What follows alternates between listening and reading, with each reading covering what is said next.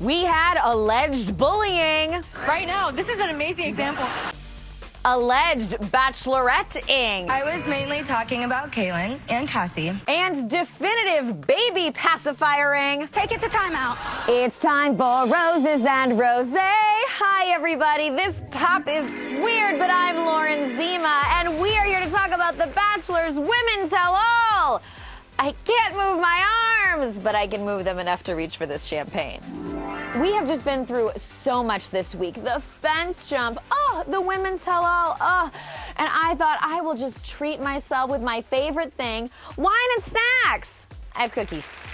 And I want you guys to treat yourselves too. So get yourself a little snack. Wah! Wah! That is the best champagne pop I've ever got in my life. There wasn't even any foam. It's just smoking like a beautiful potion out of Harry Potter, the beautiful magic that it is. And I brought my glass that has my initial on it. I didn't buy it for myself, it was a gift. Don't ever buy yourself something with your initial on it. It's a bad idea. I'm extremely nervous. So let's get to it. I'm struggling with my outfit, but we're the women. What did you guys think of the Women Tell All looks? I always like to talk about it, and I have to say, I didn't love any of them. Like, I thought all the ladies looked beautiful. It's just none of them stood out as like amazing outfits to me. And in the past, like I remember Danielle Maltby, she had a beautiful white pantsuit. Just sometimes there are great looks and I didn't love any of the looks. But tell me who your favorite was or your least favorite, whatever. We're outfit judging here, not person judging. Just a reminder. I put ice in this champagne because I forgot to put the champagne in the fridge. Elevated ratchet, always. We just saw Colton jump that fence and pretty much quit the show. I want to get your take on that. So on the tell-alls, we always have a lot of filler, right? A lot of recaps. We've got to do that. But right off the top, we had Heather and Sydney making a point. They both wondered, If I were him, I don't know how he can go on with the show after confessing his love and really having only Cassie on his brain. I don't know how you can continue on and pick one of the other two girls. I couldn't look Tayshia and Hannah in the eyes after that. how can Colton go on with the other two women after what he said to Cassie? And my question for you is, do you guys agree? Or like, can he totally go on and maybe end up with one of the other women because that's the show and anything can happen? That's how I feel. I truly don't know what will happen from here. Tell me what you think. Will Colton end up with Cassie, Hannah G, Tayshia? Remember, he said he would fight for Cassie, and that she was the only one he was thinking about while he was with the other women, but we still haven't seen Hannah G's fantasy suite. I don't think it's going to be with Tayshia. I'll be honest. Cheers to Tayshia also, because my favorite date of hers with Colton was with wine and snacks. A lot of filler and a lot of shameless plugs are coming in this episode of Rose and Rosé because, of course, ET was at the Women Tell All taping special, and I was interviewing everybody, so I'll tell you guys what to look for because we got some good scoop. Always. So let's say hello to the ladies. All right, we start off with Demi applauding herself. Demi! Love it. Cheers to you, Demi. I can't lift my arms higher than this, but she could. The higher the arms, the closer to Demi, our demigod. What's a demigod? Isn't that a bad thing? Oh, mythology. Anyway, love Demi. Don't love Courtney's facial expression here. Don't drink every time Courtney looks just like she wants to punch somebody in the face. Not a good look. Not a good look. Worse than the outfit. One of the feuds that definitely took up time. ONYEKA, NICOLE. Then we have ONYEKA versus NICOLE. So, speaking of, don't drink every time NICOLE looks like she's about to cry.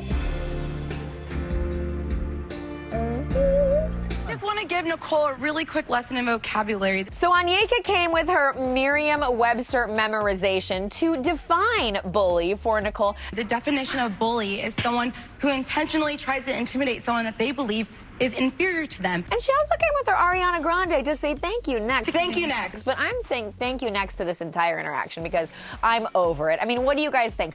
Do you think that ONYEKA bullied NICOLE? My take is no. I don't think so. And the other women kind of had some harsh words for NICOLE as well. So whose side are you on here? NICOLE? ONYEKA? And let's be honest, we're going to see them both in paradise, aren't we? And I'm okay with that. I'm getting a lot of tears and a lot of noise. Maybe ONYEKA will bring her foghorn. But my favorite part of this moment is that NICOLE just starts saying, I need a voice. I just need a voice. I need a voice. I need a voice. I'm drowning. I feel like I'm drowning. I feel like I'm drowning. Like, you're not drowning. Get yourself up out of the water and head to the waters of paradise, NICOLE, okay? That's where you belong. And you don't need a voice. You're talking. So, Katie, who were you talking about? Then we get into Katie versus Caeylnn. I'm just gonna drink every time we have a new feud. Please drink responsibly. So, Katie was the woman who I sort of forgot who she was pretty much all season long. I never really knew her name. But she left Colton. She was one of those who left with a warning about the other women, but she didn't name names and Colton didn't ask. Well, now Katie has shown up at the tell-all. And the tell-alls are always fun because people treat it like an audition for Paradise, right? I mean, who from the tell-all were you guys surprised by? Like, oh, I'm suddenly interested in her. Like, oh, I suddenly want her on Paradise. Katie was a standout. She really came to play, and she said who she was talking to Colton about. Chris Harrison asked her, and she said, I was mainly talking about Caeylnn and Cassie. Why? oh, this was big, you guys, because of course, Kirpa and Tayshia had questioned Caeylnn and Cassie's motives. Well, now Katie is adding fuel to that fire. That's a lot of names to say. I'm impressed I got them all. I was close with them, but I just saw that what they seem to value in their life at this point in their life didn't seem to line up with what Colton wanted. And she says that this conversation was Caeylnn and Cassie talking about how one of them could win, aka wind up with Colton, and one of them could end up being Bachelorette. And Katie says It was the word winning. I didn't feel like he was something to be won. and I do too. You shouldn't say you win this show. Although we do say we win people's hearts. Like I won something. What do you guys think? Is winning a weird word to say here? Is it unacceptable? Or are we all acknowledging that this is a competition show? At the end of the day, The Bachelorette conversation did happen on the bus from the airport in Singapore to the hotel. And What did you honestly, hear? the conversation happened on a bus. And when will we put cameras on buses? When will it happen? If you guys remember, I believe on Ari Lyondike's season, there was a conversation that happened in a van, and there were no video cameras in the van. Can't we just throw a GoPro in a vehicle? We should be filming these people 24/7. That's my expectation. Roll the tape.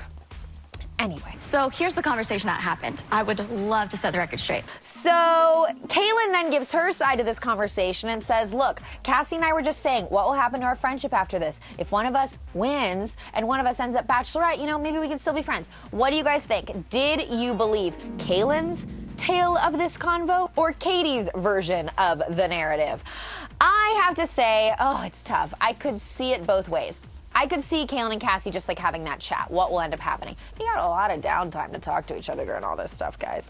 Also, I want to give a side note shout out to Hannah B's face during this whole conversation. I said, Cassie, if it's me at the end of this, I pray that you're the Bachelorette, you find your person. She's like, she was giving a lot of good faces. She's like, I'm not going to say anything, but my face is going to say what I'm thinking. But let's get into Hannah B versus Caeylnn. Okay, what is the deal with you and Caeylnn? I don't want to get into like our Right. stuff. Our next head-to-head was more of a crown-to-crown, wasn't it? Pageant Gate is back, everybody! And I'm here for it. Hannah and Caeylnn both gave very pageanty answers to Chris Harrison about how their relationship was going these days. They said they're good with each other. I think we're good. They're in a happy place. You know, water under the bridge. They're like oil and water. We just don't mix that well. They don't mix, but everything is fine. But again, they do not get along at all. But seriously, everything's good. They can really support each other, even though they don't like each other. Great! Very political, very pageanty. Run for Bachelorette office, ladies. Also, funny side note, this woman who I don't know, sitting in the back, comes to Caelynn's defense. I think you held yourself with the highest of class. And she's like, Caeylnn, you handled yourself with dignity. Not once did you come up to Colton talking about any of the other girls, which all of them had to do. And then someone's like, Caeylnn called Tayshia a stupid bee. Not class. Not class. Total class. You called someone a stupid bitch. I think that's classless. She's like, well, you have to stick up for yourself. You have to speak up for yourself. I'm like, I don't know who she was, but I hope she goes to Paradise just so I can listen to her talk. I think Caeylnn could have used someone a little more prominent in her corner. You know, she could have used a bigger name fighting her battle with her, but that didn't happen. So anyway, shameless plug to our interviews with Hannah B and Caeylnn. Should Hannah B or Caeylnn be our next Bachelorette? Who would you pick, one versus the other? I'm leaning towards Hannah B. And I'm going to tell you why later. Don't go anywhere. So I want to move to Demi, who... Oh, yeah. Hello. Thank you. Next up, Demi versus Courtney. I need more champagne. What am I doing here? What am I, a rookie? No. I can hear the ocean. The oceans of paradise. Anyway, so Courtney says... I hear you do is run your mouth. You never say anything of substance. And I couldn't disagree more. I love everything Demi says and think she says a lot of funny, witty things. She wants to call me classless, and she over here yelling like this. And also some insightful ones. It's 2019 and you still haven't talked to Colton. And then Courtney talks about how Demi called her a cancer and it's so vile. She says, Did I think you were a lot of things? Yes, but never would I say something like that. Okay. It's like, girl, borrow ONYEKA's Merriam-Webster dictionary. It was a metaphor. It's fine. I disagree. Cancer the house was probably a little extreme. Probably. I let me talk. I'm going to continue my train of disagreeing with Courtney. Demi says, fine. You were more like bed bugs. Like, I forgot you were there. I died. Harrison was dying laughing. And you know what? That was something of substance. That was a great joke. Goodbye, Courtney. Oh, but don't drink every time Courtney calls Demi a child. Demi, you act like a child. I was dealing with a child, and are you old enough to be here? I'm older than you. And then while I wanted to say goodbye to Courtney, we had to say hello because Courtney calls Demi a child, then storms over to her and shoves a pacifier in her mouth.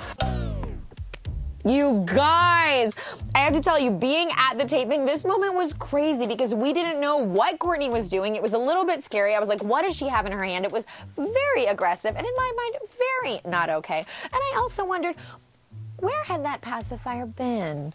Had she been holding on to it the whole time? Had she been sitting on it? What kind of sweat was on it? Everybody's thighs sweat when you've been sitting a long time. I don't know if this is a Lauren TMI moment. JC, give it the hashtag on screen if you want, but I had questions. And shameless plug, I asked Demi about them and she answered. That interview is up at ETonline.com. Demi addresses where she thinks that the pacifier was and whether or not she intends to file any type of charges against Courtney. Okay, who did you guys side with, Demi or Courtney? The answer is Demi. If you're siding with Courtney, what are you thinking? Anyway, then we get Demi in the hot seat. And Demi says she is confident. Confident with my sexuality, you know, it's 2019, it's the time to embrace that. And it is 2019 and she is promiscuous. Promiscuous, you know, Okay, Demi, I didn't see that coming. You didn't have to say that I loved you, and I didn't know that you were going to say that, but it's great. Sure, great, I love it. Great, be confident, wonderful, I love you, Demi. I'm comfortable with who I am. Demi has brought a dictionary too, and she gives us her definition of maturity. I know who I am, and I will continue to be that for the rest of my life. And I think that's more mature than what some people think maturity really is. And I love it. I just love everything about this. I'm just so here for Demi. And speaking of words, she hits all the big ones. Don't drink every time Demi says emotional. So emotional for me. Vulnerable. Vulnerable side of me. Journey. Journey. She's checking the boxes and packing the bags and heading to paradise, isn't she? I can't wait to watch. I do wish that we got to meet Demi's mom. Because again, remember, Demi's funny and dramatic, but she also gave us this emotional, vulnerable side of her. With the mom storyline. She wasn't there, and shameless plug, I asked her why, up at ETonline.com. I thought they were gonna bring her out as a surprise, but she gives a really good answer on why. Nicole, come join me in the hot seat. And then Nicole is in the hot seat, and before I can even get this drink to my mouth, I'm gonna tell you that I was wondering, why is she there? Why do we care? And then I realized it was for an integration with Halo Top ice cream. You will be getting delicious low-calorie ice cream that you can...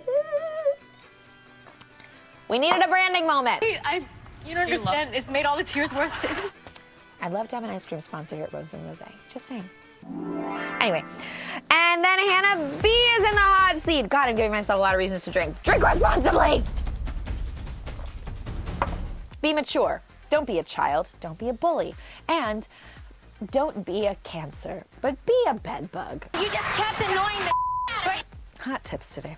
So Hannah B is in the hot seat, and she talks the struggles of growing up in pageant life. And I come from pageants, and for me, it wasn't always the best. I would put on whatever I thought people wanted to see in me. And her feelings for Colton and how she moved on and she wants to be loved fiercely. But I do.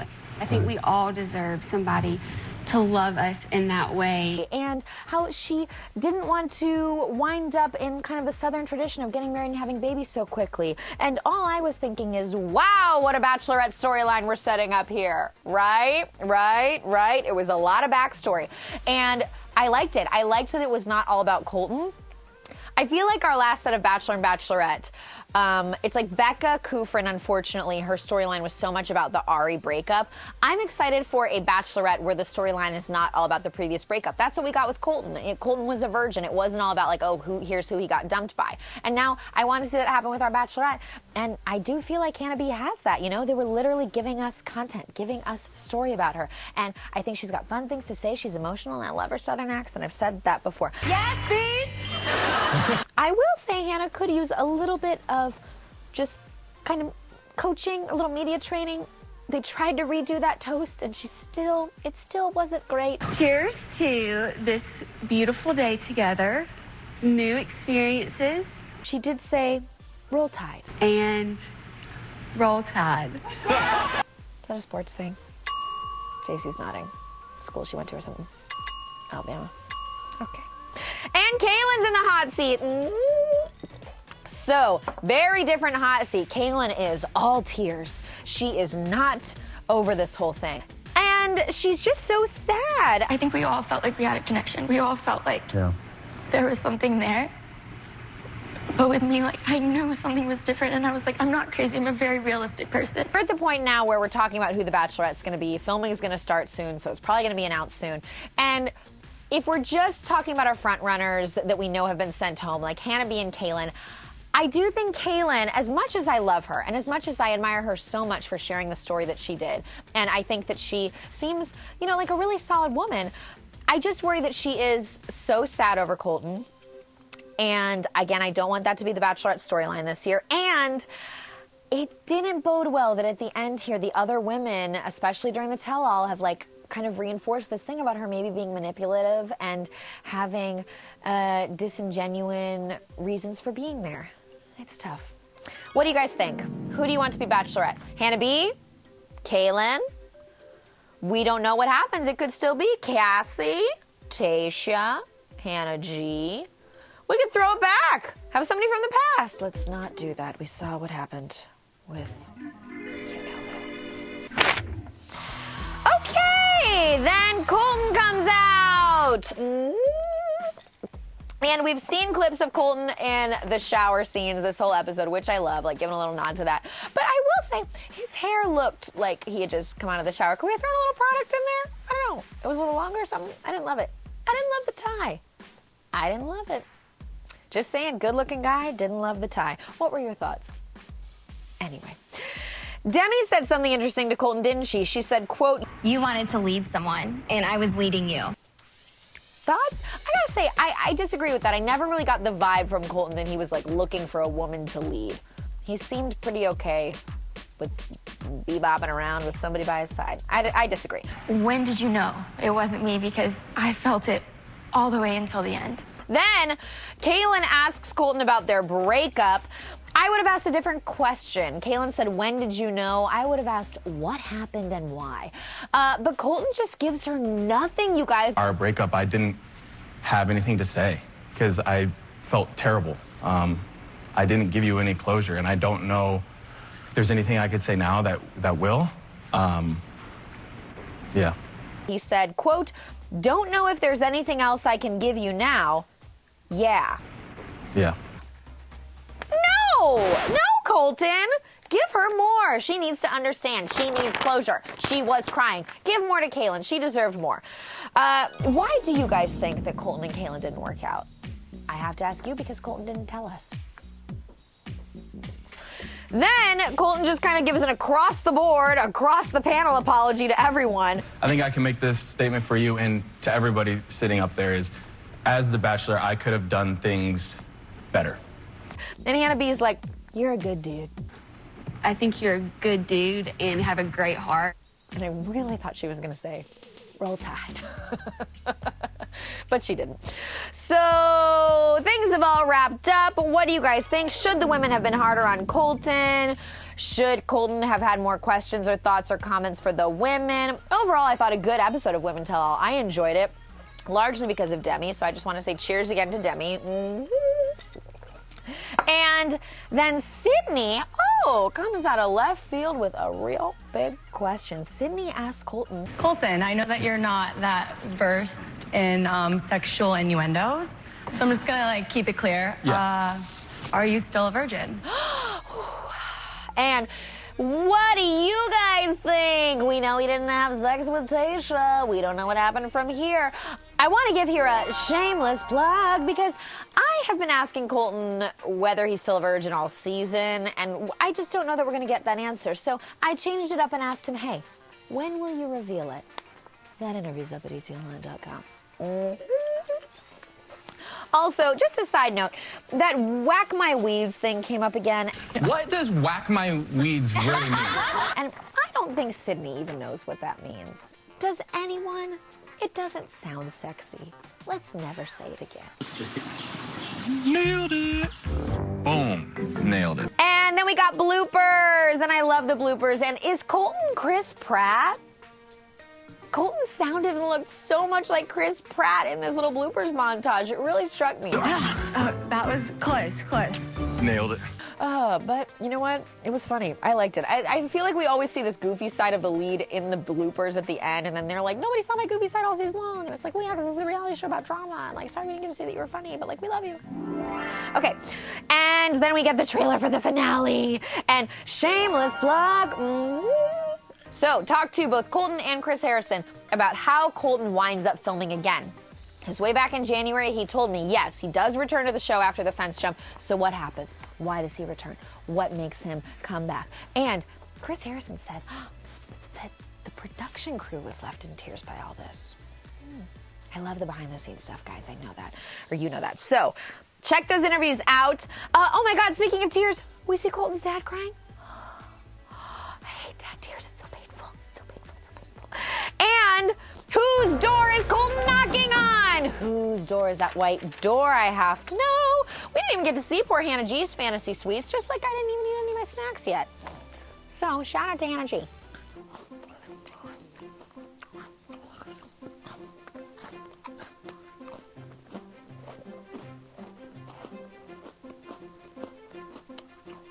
Okay. Oh no. Are you kidding me?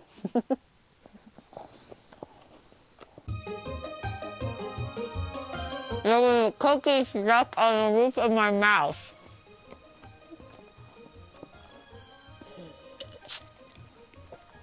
I love you guys. Leave your comments below. This is actually my dream. I don't know why I'm acting upset. And nailed it. That was like accidental ASMR probably, but like also not very good ASMR. I love ASMR. Do you guys? Anyway.